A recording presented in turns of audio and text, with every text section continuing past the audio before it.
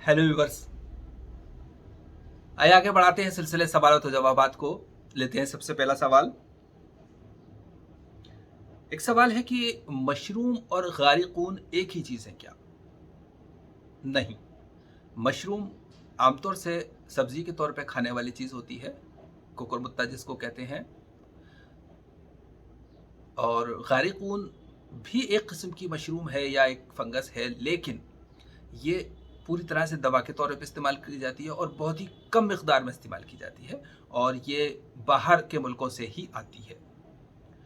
बहरहाल ये दोनों अलग अलग चीज़ें हैं।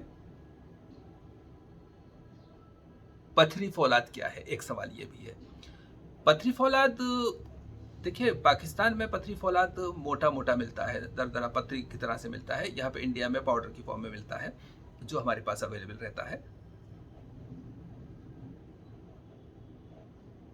एक सवाल यह है कि रुब को आप शरबत का शेप कैसे देते हैं, रूप कैसे देते हैं? बहुत ही सिंपल सी बात है। जब भी किसी चीज़ के जूस में आप शक्कर डाल करके उसको पकाते हैं तो पहले वो शरबत बनता है, उसको जब आप गाढ़ा कर लेते हैं तो वो रूप बन जाता है। अब आप इसको रूप को शरबत बनाना है तो इसमें थोड़ा सा पानी मिला करके इसको उबाल लीजिए, पतला हो जाएगा तो ये शरबत हो जाएगा। शरबत का कवाम, दोनों में कवाम का फ़र्क है। शक्कर के तनासुब का भी फ़र्क है, लेकिन कवाम का ज़्यादा फ़र्क है। एक सवाल ये भी है कि इत्रिफल उस्तुखुद्दूस में विज या विच भी कहते हैं इसको, और शंख पुष्प भी इस्तेमाल कर सकते हैं क्या?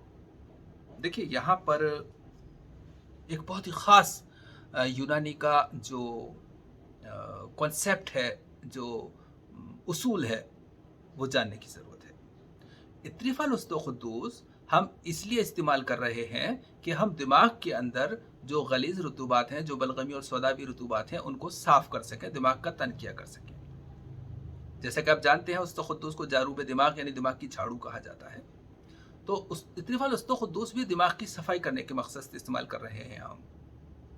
तो हमने इत्रिफल उस्तुखुद्दूस में जो दवाएं ली हैं वो इस तरह की हैं कि जो मादा है, जो पतला है, वो तो अपने आप निकले ही, लेकिन जो जम चुका है, सूख चुका है, गाढ़ा है, गलीज है, वो उन दवाओं से डिजोल्व होकर के और बाहर निकल जाए। लेकिन अगर हम विज को इस्तेमाल करते हैं या वज को इस्तेमाल करते हैं तो इसकी खुश्की उस मादे को और ज़्यादा सुखाएगी, गर्मी पैदा करेगी, जो कि हम नहीं चाहते, जो कि हमारे पर्पस के खिलाफ है। दूसरी तरफ शंख पुष्प भी एक मुकव्वी दिमाग दवा है। तो ऐसे मामले में जबकि दिमाग में से हमें मादा निकालना है, तब हम दिमाग के ताकत की कोई दवा नहीं देते हैं। वरना होता यह है कि दिमाग की जो में इनकबात पैदा होता है, उसमें टोनअप पैदा होता है, तकवीत आती है, तो जो मादा अंदर फंसा हुआ है वो अंदर ही फंसा रह जाता है। समझ रहे हैं ना आप? जैसे कोई शख्स किसी चीज़ को इसे पकड़े रखता है, तो आप इसको और अगर मजबूती देंगे तो वो और टाइट पकड़ लेगा, फिर आपको कोई भी चीज़ जो पकड़ के छुड़ाना मुश्किल होगा। इसलिए जिस हाल में है उसी हाल में छुड़ाना है या उसको थोड़ा और ढीला करना है, तब आप उस चीज़ को उससे छुड़ा सकते हैं। उसके बाद जब आपको इस हालत को ताकत देनी है तो आप इसको ठीक है पावरफुल बनाइए, लेकिन अभी तो जो इसके अंदर से है, जो हटाना है, जो कि इसको परेशान कर रही है, उस चीज़ को साफ करने के लिए आपको कोई भी ताकत की दवा इस्तेमाल नहीं करनी है। तो इस तरह से ये चीज़ें, जो उसूल है इस्तिफ़ाल खुदूस का जो पर्पस है, उसके खिलाफ है। हम ऐसा नहीं सोच सकते कि शंख पुष्प दिमाग को काम करती है, बिस्तर की बलगम को साफ़ करती है, बहुत अच्छी चीज़, तो इसको वो भी डाल दें। नहीं, ये अपनी एक फ़िलॉसफ़ी होती है, ये एक उसूल होता है, कुछ कॉन्सेप्ट होते हैं, कुछ कानून होते हैं, कुछ कायदे होते हैं, जिनके तहत दवाओं को तरतीब दिया जाता है। एक सवाल है कि जेड, जिसको जेस्पर कहते हैं, जेड और जेस्पर दोनों अलग तरह के स्टोन्स हैं, दोनों अलग अलग हैं। एक सवाल ये भी है कि माजून कितने दिन के बाद इस्तेमाल करनी चाहिए?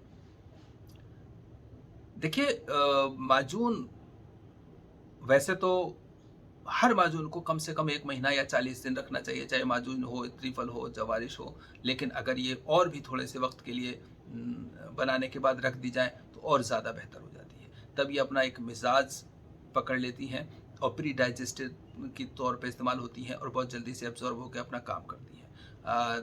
फ़ौरन बनाया फ़ौरन खिलाया ठीक नहीं रहता है, इसलिए कम से कम 1 महीने तो रखा जाए। और एक सवाल ये भी है कि कहाँ से हैं आप? तो हमने इस बार बोला ही नहीं कि हम जयपुर से हैं। ऐसा लगा जैसे कुछ हासिल ही नहीं हुआ जयपुर से कहने का। बहरहाल हम जब पूछा ही जाता है कि आप कहाँ से हैं, तो ठीक है हम जयपुर से हैं, जयपुर राजस्थान हिंदुस्तान। एक सवाल ये भी है कि हम जो दवाएं बनाते हैं वो बर्तन कौन सा है, वो कौन सा मेटल है। इनफैक्ट मैं बहुत बार कह चुका हूँ लेकिन एक बार फिर से बताता हूँ, ये जो मेटल है इसको आमतौर से शिपरी कहा जाता है और सिंधी बर्तन भी कहते हैं इसको। ये एल्युमिनियम नहीं है, ये उससे कहीं ज़्यादा अलग है। ये इस पर किसी भी तरह की खट्टी चीज़, नींबू का, कैरी का, अचार का, अमचूर का कोई असर नहीं होता है, ना सिरके का असर होता है, किसी भी ऐसी चीज़ का जो काल है खाने वाली है, किसी भी इस तरह की चीज़ का इस पर कोई असर नहीं होता है। इसलिए इसमें शरबत बनाना या दवा बनाना बिल्कुल महफूज है। आमतौर से इसको लोग एल्युमिनियम समझ लेते हैं इसलिए एतराज़ करते हैं, लेकिन ये एल्युमिनियम नहीं है। ये अलग ही किस्म का मेटल होता है। इस मेटल का क्या नाम है वो तो मुझे नहीं पता, लेकिन बहरहाल मैं इसको बरसों से इस्तेमाल कर रहा हूँ, मुझे मालूम है। और इसमें आप कुछ भी डालिए, किसी भी चीज़ से इस पे कोई असर नहीं होता। बस स्टील से थोड़ा-सा कम दर्जे की चीज़ है, यूँ समझ सकते हैं आप। फिलहाल इतना ही। अल्लाह हाफ़िज़।